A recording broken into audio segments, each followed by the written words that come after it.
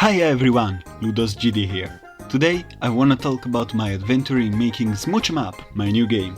Last year, at the very beginning of 2020, I wanted to get back into game making because too much time passed since the last time I made one. So I decided to impose a challenge to myself. What if I asked my Twitter followers for ideas to smoosh together in the form of a little game? The challenge would consist in finding a cool way to connect these wildly different ideas into something cohesive, so a very exciting exercise for my creative muscles. Realistically, what could go wrong? It's not like this would take more than a year to finish, it's gonna be a very little project, just a fun exercise, right? Right? Anyway, I posted my ideas request and this was the result. A friendly turtle companion, a well-dressed dolphin, legacy mechanics, chickens that you kill with kindness, and... whoops! Yeah, let's address this now. I received this idea a bit late and I didn't incorporate it immediately. I thought I could implement it near the end of the project, but after a year I just wanted to ship the game and decided to go with a score of 80% instead of 100%. If I decide to make an update, I'll put it in. But now, on with the video. It is now time to create something out of these ideas. Both the turtle and the chickens already had their role, friendly companion and enemies respectively. It only made sense to have the dolphin be the protagonist. Since one of the ideas is to kill the chickens with kindness, I took it to the extreme and decided you have to defeat them with the power of love. And since the dolphin has to be well dressed, I decided to go with a very girly design with a nice dress and makeup, and decided she shoots hearts with her kisses to defeat chickens, because I thought it would be very funny. So, we have the characters, and that's 3 out of 4 ideas. The last prompt is to use legacy mechanics, which means to implement ways to accumulate things, such as resources, that last over the course of individual gameplay sessions. This means that every time you play, it will be a slightly different experience, because some changes remain even if you die.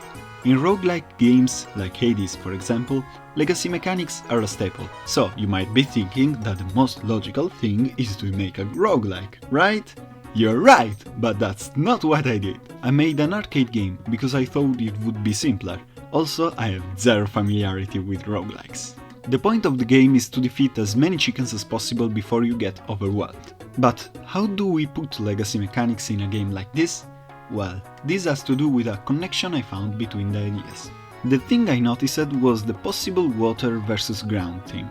Dolphins and turtles live in the water, while chickens live on the ground. Could I make something with it? Turns out I could, and that it is the way to incorporate legacy mechanics. So I made a tile set for water tiles and ground tiles. The chickens destroy the water and replace it with ground, while your turtle friends do the opposite. They dig up water from the ground, and there's a possibility that a new turtle friend spawns this way. You want lots of water around, because they slow down chickens and staying in the water heals you.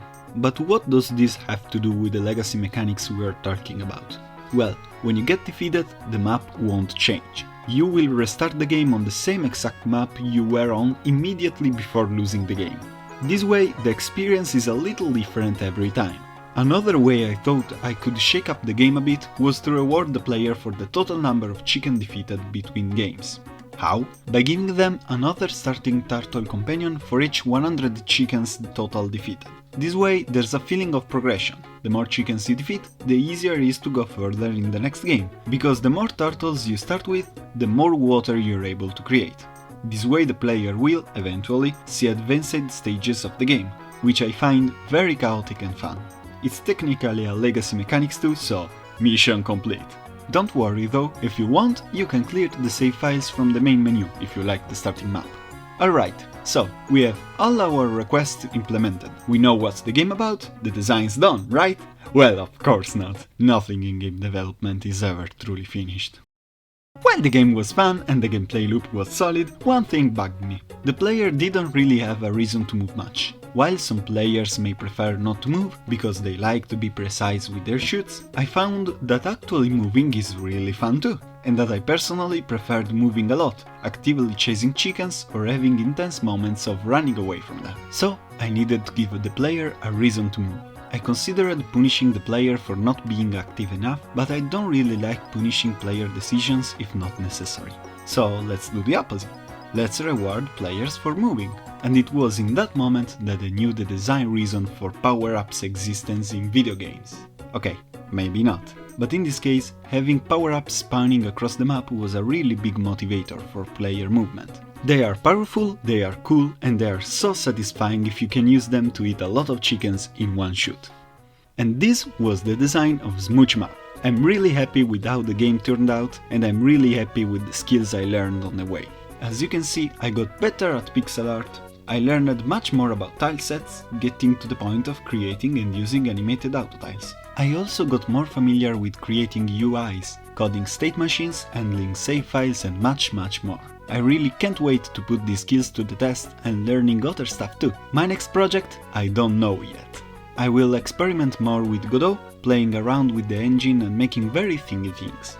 If you wanna follow me in what I hope will be a wild ride, consider subscribing to the channel. You can also find me on Twitter, Tumblr and itch. If you're interested in playing Smooch Em Up, you can find it on itch. Well then, that's it for today. We'll see each other in the next video. Until then, enjoy, stay safe and have a wonderful day.